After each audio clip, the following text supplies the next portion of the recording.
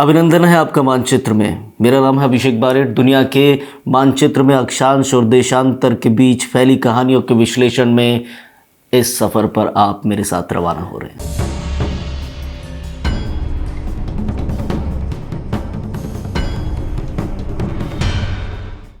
मिस्र, ये नाम आते ही सबसे पहले जो तस्वीर जहन में उभरती है वो है दुनिया भर में अपने रहस्यमय इतिहास के लिए कुख्यात और विख्यात मिस्र के पिरामिड्स की।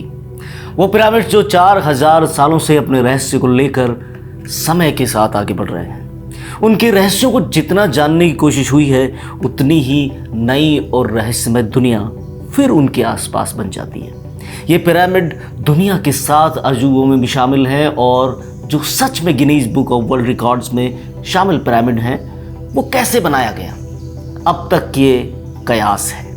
नाम आम है the great pyramid of Giza. Giza का महान पिरामिड 2560 ईसा पूर्व में बनाया गया था।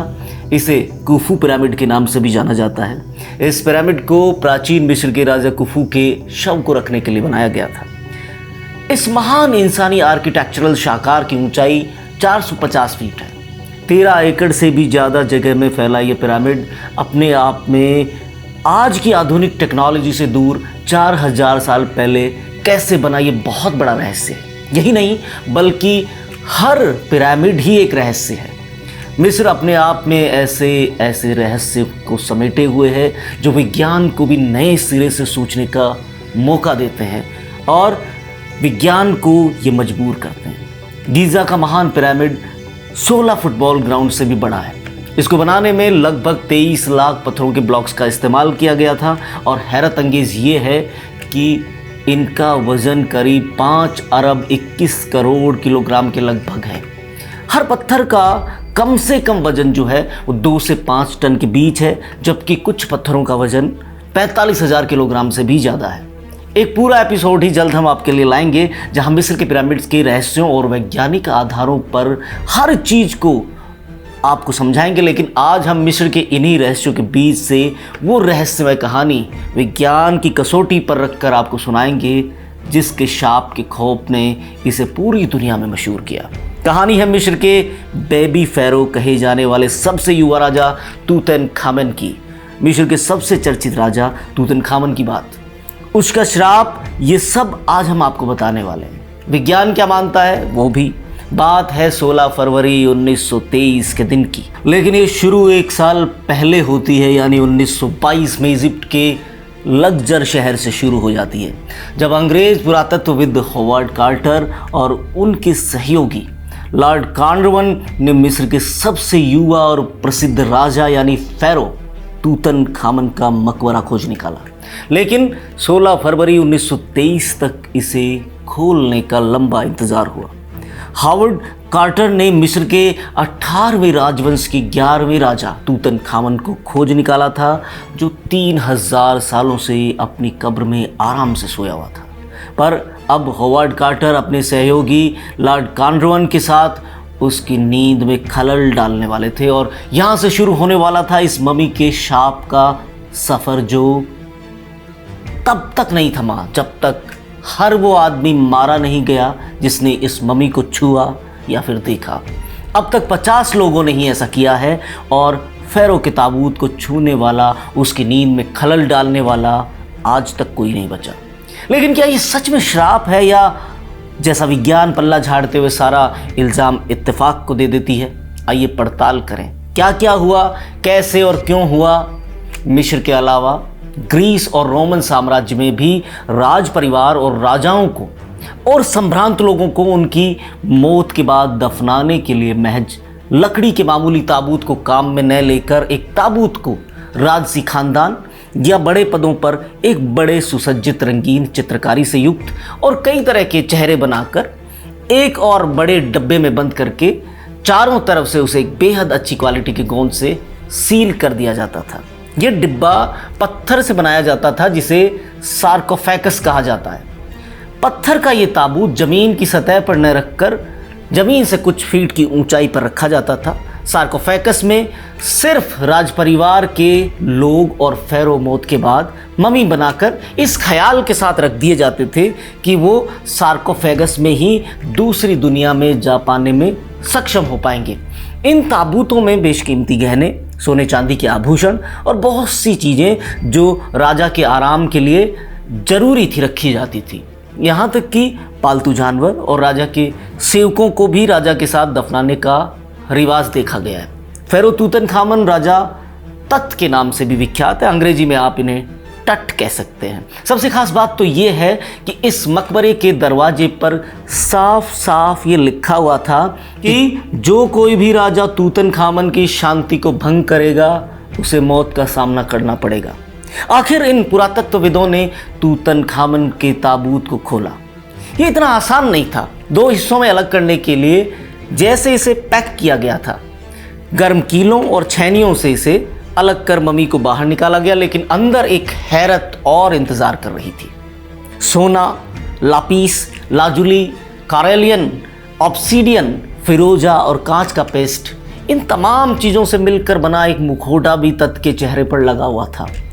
हावर्ड ने अपनी डायरी में लिखा है, पिन हटा दिए गए, ढक्कन उठाया गया, अंतिम दृश्य का खुलासा किया गया था।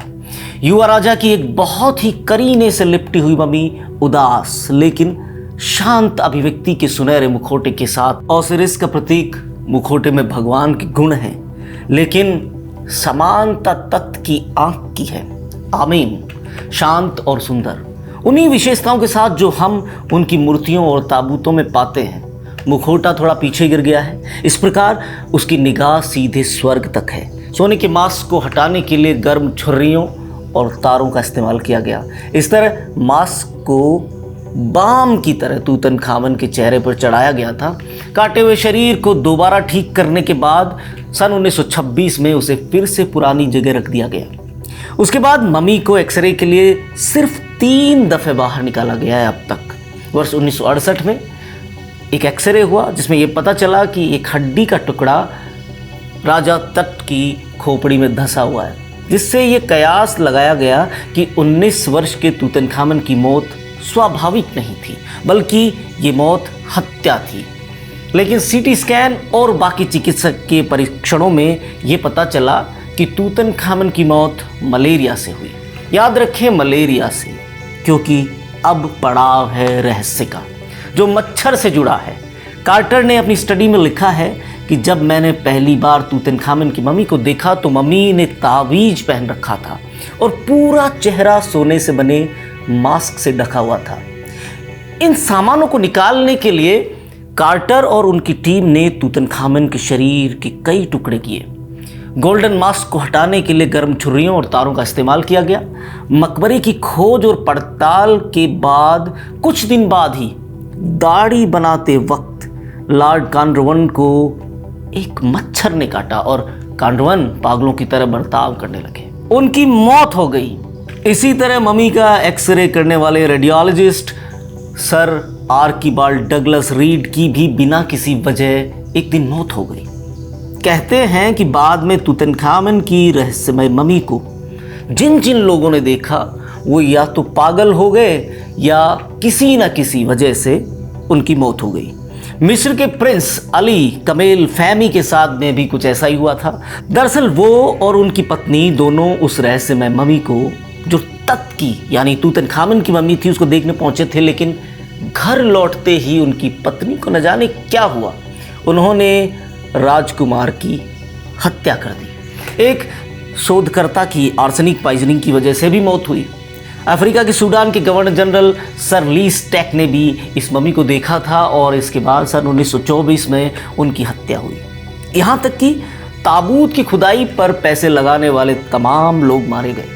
शुरुआती 10 साल में ही 20 लोग मारे गए। जाने माने पुरातत्ववेत्ता डोमिनिक मॉन्टरसेट ने द इंडिपेंडेंट अखबार से बात करते हुए एक इंटरव्यू में मम्मी के अभिशप्त होने और रहस्यमयी मौतों के बारे में बहुत सारी जानकारियां दी हैं। इस फेरो की मम्मी के शापित होने पर कई किताबें भी लिखी गई हैं, जिनमें एक किताब है लॉस्ट इन ए पिरामिड और द ममीज कर्स।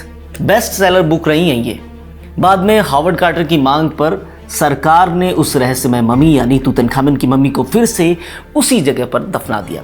लेकिन कुछ सालों बाद लॉर्ड जॉर्ज कॉन्ड्रवन की बेटी लेडी एवेलिन ने एक आदेश पारित किया जिसमें तूतनखामन की मम्मी को वापस बाहर निकालने की बात कही गई, क्योंकि उस समय मिस्र अंग्रेजों का उपनिवेश था, इसलिए लेडी एवेलिन की बात को टाला नहीं जा सकता था।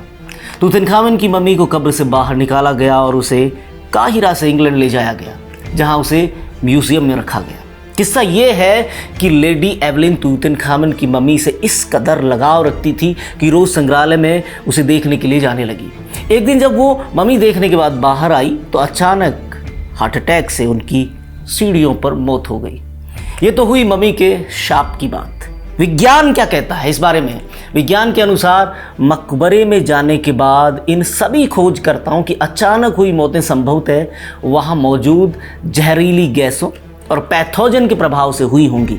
डॉक्टरों के अनुसार हजारों सालों से बंद इन चैम्बर्स और कॉफिन्स में रखी मम्मी के अंदर बेहद खतरनाक बैक्टीरिया, फंगस पनपे होंगे जो बाद में इन सभी क्रमिक मौतों के कारण बने।